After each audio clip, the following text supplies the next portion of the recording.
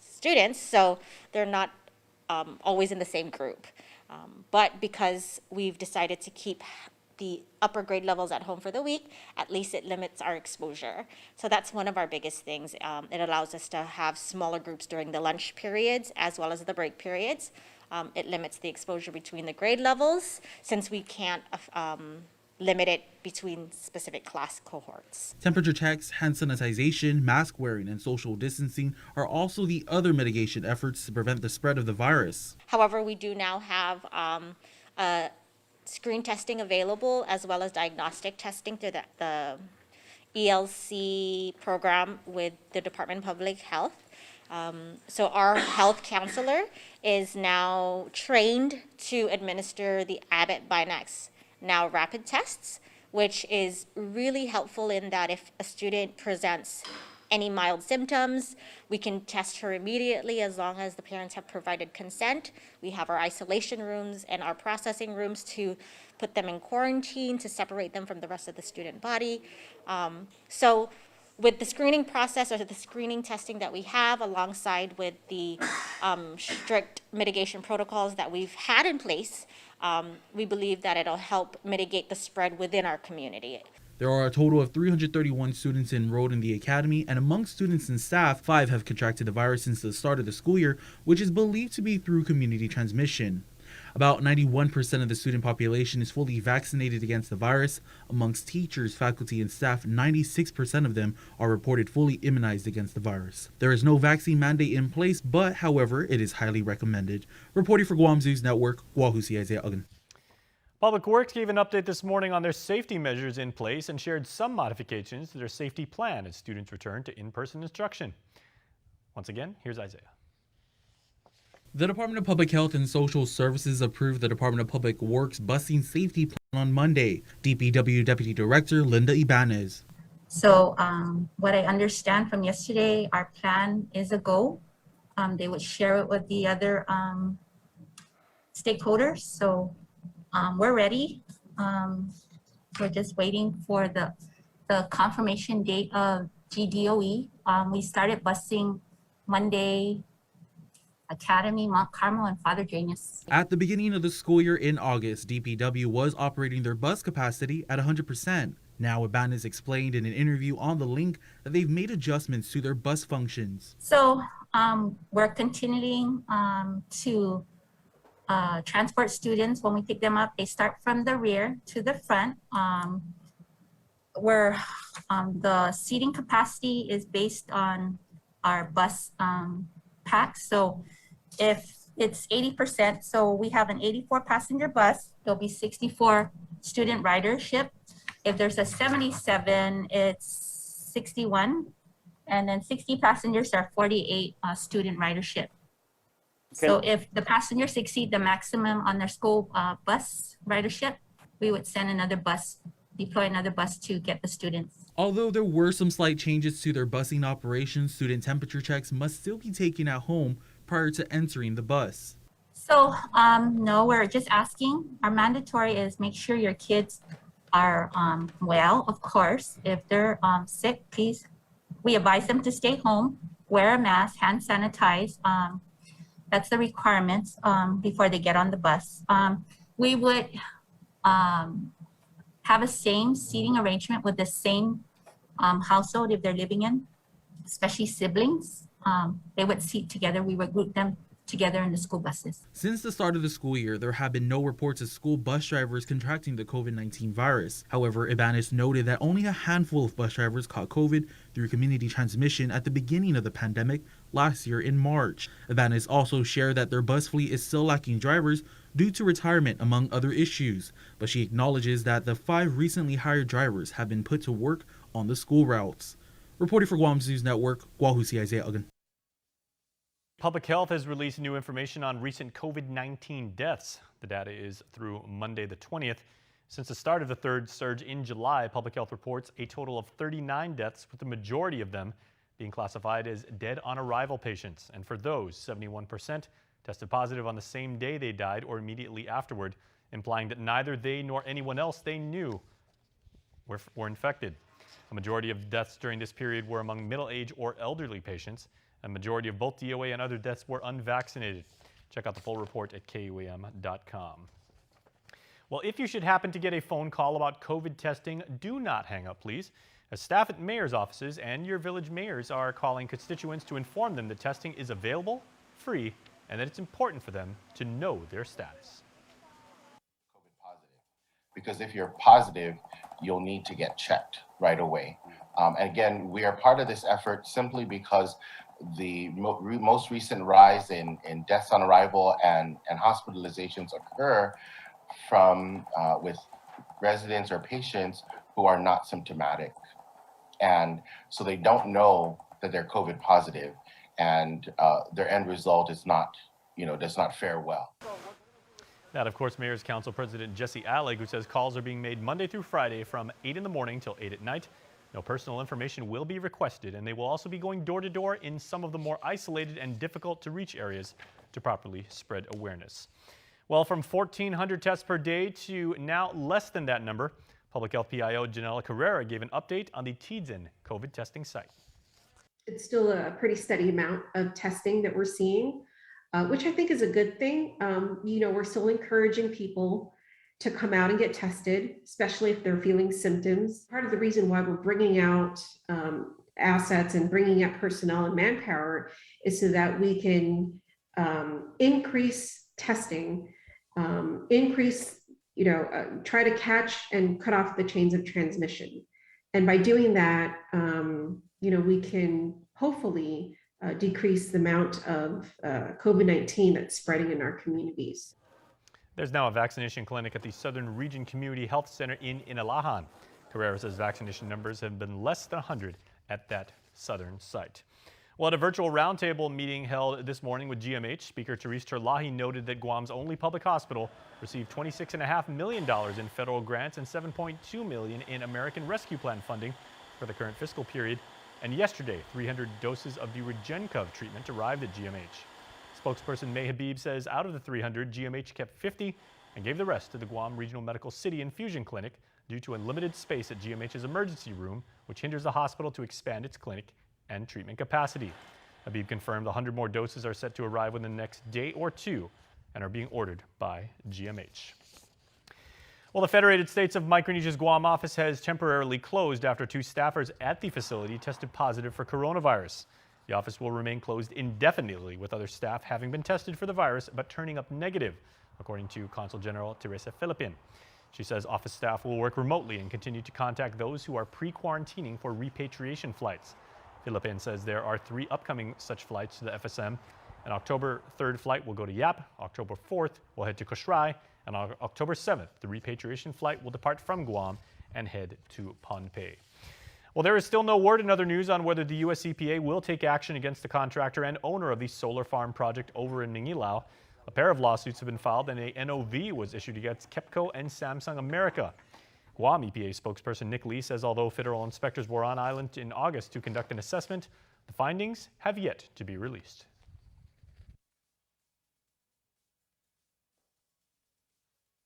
The inspection was done based on stormwater requirements under their National Pollutant Discharge Elimination System permit. And so whatever findings that are going to be in the report will ultimately lead to their decision to take any enforcement action. The EPA issued an NOV in July citing the contractor for failing to follow its approved erosion and sediment control plan. As a result of noncompliance, heavy rains led to stormwater runoff into adjacent properties and transformed Marble Cave into a mud pit. The federal report should be completed by next month.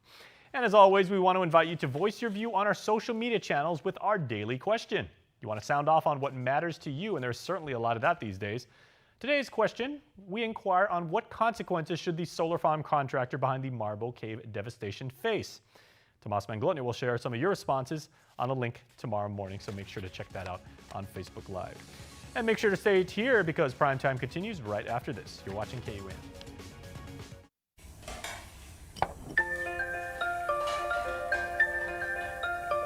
Honey, do you want some milk? Do you ever wonder how your favorite products make their way into your local stores?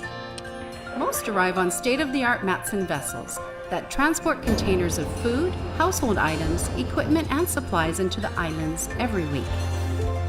Because we know that you depend on us, we work closely with our partners to ensure that our shipments arrive on time, all the time, so you can find your favorite products when you need them.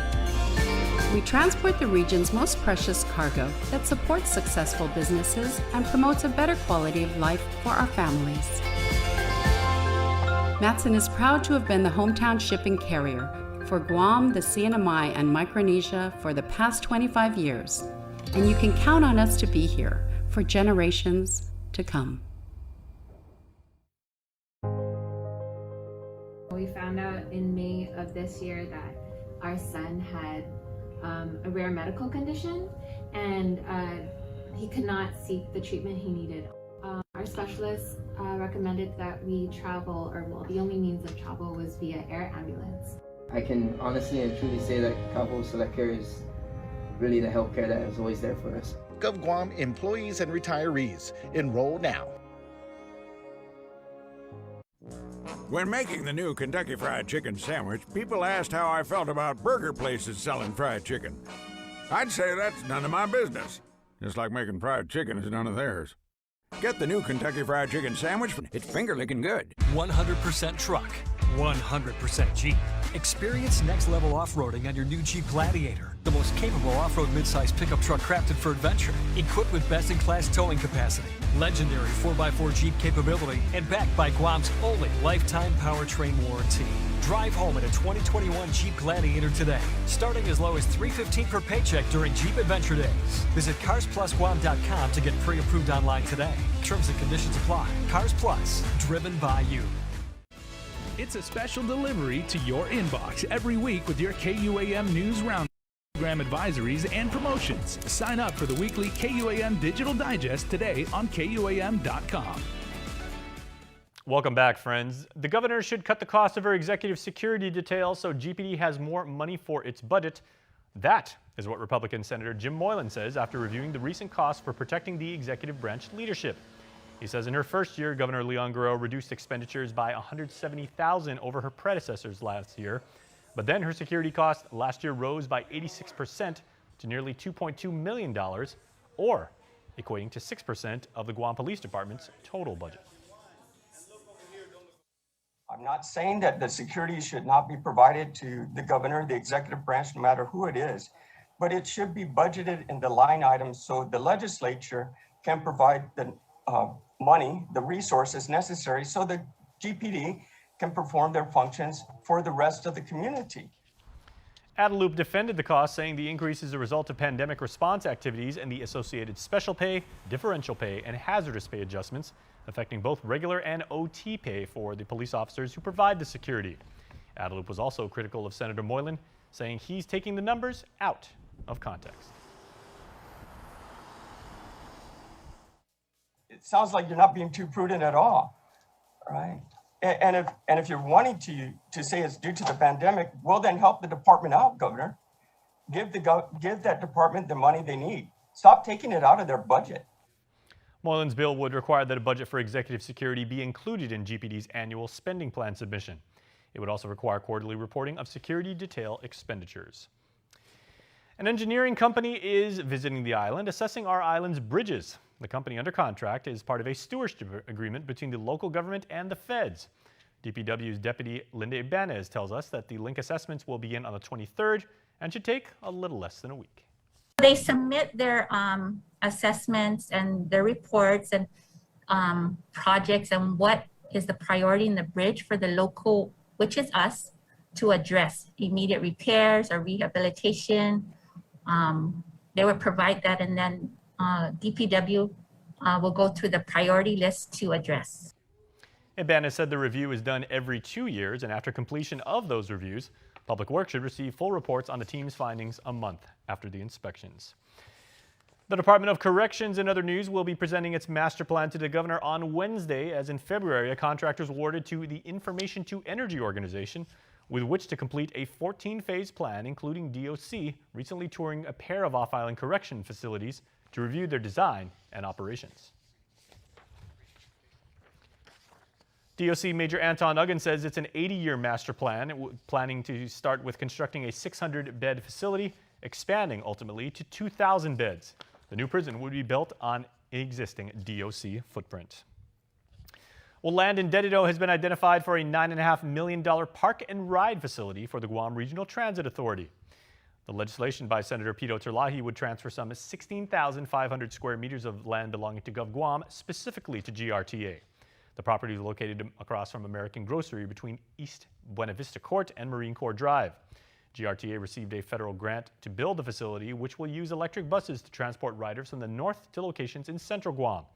Here's GRTA General Manager Selba Bauta. Hundreds of people will either park their vehicles there or be dropped off and ride the electric buses to their destinations on a daily basis. Without question, the facility will contribute not only in addressing traffic congestion, but also reduce traffic accidents and fatalities, enhance the environmental conditions in northern Guam, and put money into people's pocketbooks because they will save money on gas. The grant will be used to purchase electric buses, electric cars, built-in charging stations, and a technology transportation management system. We want to get you up to speed on the condition of Tina Munya Barnes as our island's vice speaker remains hospitalized in Arizona following a serious car accident she and her family experienced on Sunday. She is under close monitoring, her office says, but remains alert and recuperating. Her chief of staff, Lori Tumeneng, says Barnes is in need of rest, and additional details regarding her family members who were also in the vehicle will be shared as they become available. The vice speaker's husband and daughter were with her at the time. Tumeneng says the family thanks everyone for their patience, their understanding, their prayers, and for their messages of recovery. And we, of course, at KUAM wish our very best to the speaker and her family, the vice speaker. In other news, you want to bring your mask, pen, and resume to the Hagåtña California Pizza Kitchen tomorrow for an opportunity to apply for different job positions. The job fair is being held in anticipation of the new restaurant as well as its sister restaurant, Bantai, in Tumon. On-site interviews may take place and attendees will be asked to complete an application form on arrival. The job fair takes place at CPK's Hagåtña location across Skinner Plaza from 9 a.m. to 5 p.m. Good luck to everyone. To the police department, 24 new police cars will be hitting the road as GPD received 24 Dodge Chargers, courtesy of Cars Plus, paid for with federal grant money. The police chief is Steve Ignacio. This is monumental. We have not seen this many cars at one time added to our fleet of vehicles. And it couldn't have come at a better time, to say the least. The chief says the new fleet is needed as GPD graduated at least 2 cycles since the start of the Leon Guro administration. He adds the new cars will bring the department in to the 21st century. Beetle nut chewers are wanted. And now that I've got your attention, the UOG Cancer Research Center is looking for participants for a new beetle nut study. Daniel Perez has more in this next report. The University of Guam Cancer Research Center is looking for active beetle nut chewers for the beetle nut biomarker study. Vice Provost for the UOG Research and Sponsored Programs, Dr. Rachel Leon Guerrero, said that the study is based on the beetle nut intervention trial, or the Bennett study, that was a collaborative project between the University of Hawaii and University of Cancer Center. In that study, they were trying to get people to quit chewing betel nut. And whenever you do a cessation trial, you need some kind of biomarker to verify if people are actually quitting or if they're, not telling the truth. So they developed a biomarker that they could detect from buccal cells, which are the cells inside of your cheek. And they could look and see if they had the presence of alkaloids, which is related to betel nut or areca nut. For this study, the Cancer Research Center is trying to figure out how long betel nut chewers have been chewing the nuts and when they last had one by assessing strands of hair and the cheek cells together. It's also to determine how long alkaloids, which are chemicals such as caffeine and nicotine, stay in their system while chewing the nut. In this study, what they're trying to do is find if there's an easier way, an easier biomarker from hair. What they're going to do is they're going to get volunteers to donate some, cheek cells. They just take a little toothbrush, brush this inside of their cheek, and put it in a saline solution. They can get the cells, and then they're going to ask them to donate, a couple of strands of hair. And then in the lab in Hawaii, they're going to assess if both of them have equal, measurable amounts of the alkaloids present. Dr. Leon Guerrero is asking for any willing volunteers to participate in this study for the Class 1 chewers.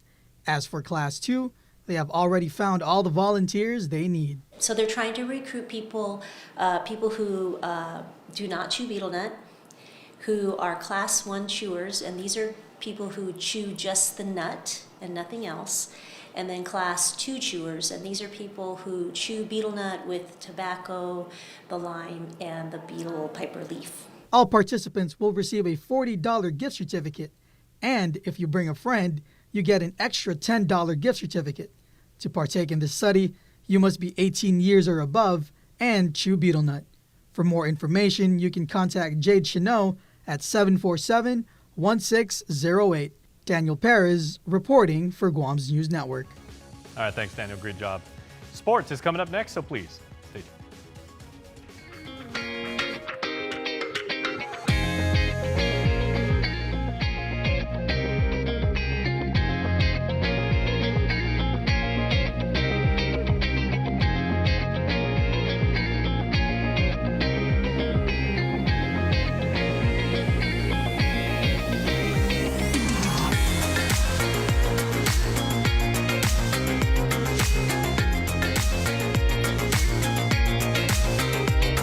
Your community calendar is brought to you by Taco Bell. Whether it's your first meal or your fourth meal, we've got you covered. Taco Bell, live Mas.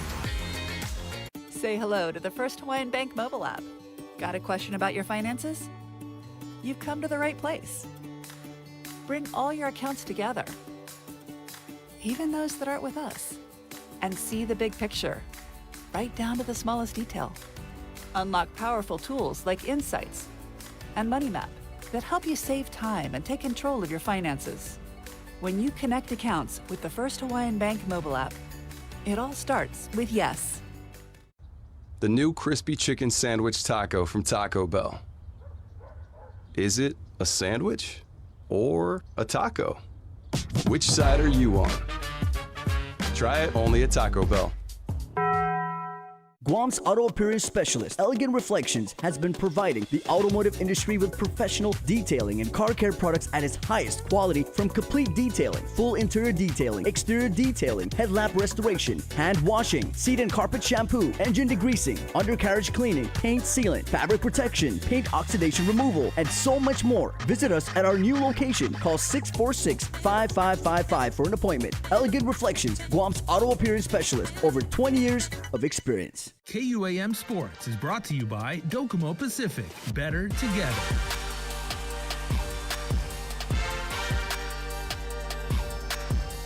Marvin Linder, athletic director over at Southern High, also the EASA League president, with the governor announcing sports able to resume practices and hopefully leading up to play real soon. What are the newest protocols with athletes and coaches? The newest protocol that the governor and public health has implemented is the vaccination requirement for all athletes and coaches. There's a couple things they can do. Either they have to be vaccinated at least one shot, or they can do their weekly testing. So that's the biggest one. Any word on which sports might be first to see action this season? We are going to start off with girls volleyball, cross country, and we are going to implement football first quarter.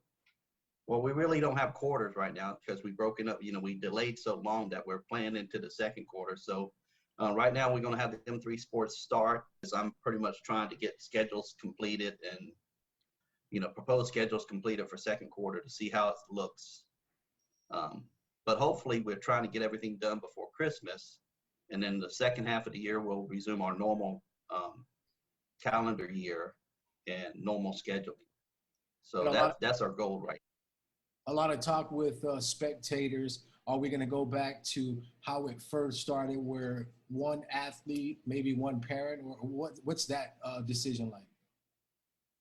Right now, the newest guidance from Public Health 2021-23, I think it states 4 spectators per athlete. But schools can reduce the number based on the capacity of like a gym, for safe social distancing and so forth. So right now we are going to probably reduce that number for our girls volleyball, because some of the gym sizes are just too small to have 100 people in there at 6 feet distancing. A good example would be Sanchez. Their gym's a lot smaller than Southern, so their numbers may be a little reduced more than ours. But either way, what's going to happen is the same thing as we did earlier in the year, where each school gave a list of spectators to the school that they were playing against. And we were able to, do the COVID tracing really well with that. And so we're going to implement that also. So every school will have a COVID tracing list for spectators and athletes. KUAM Sports is brought to you by Docomo Pacific. Better together.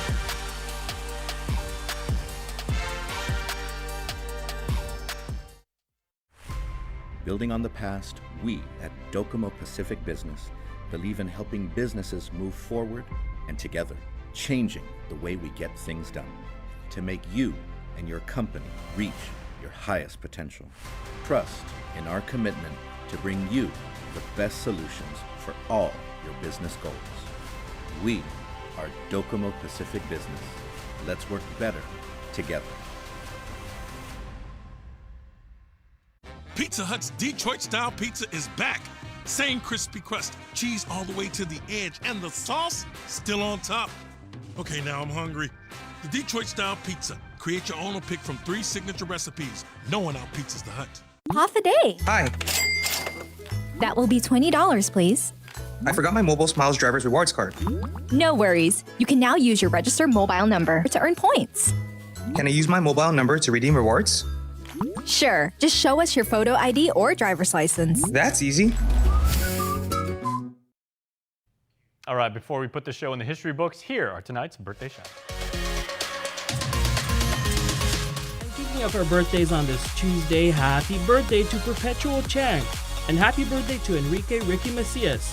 Happy 20th birthday. We're so proud of the man you are becoming. Always know how much we love you. Love the family.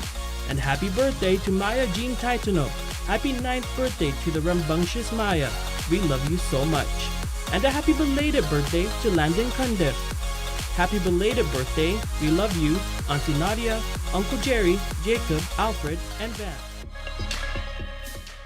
All right, register your favorite birthday celebrant on KUAM.com. And thanks so much for joining us. Please, everyone, stay safe, be good to each other. We look forward to seeing you tomorrow night. Bye-bye.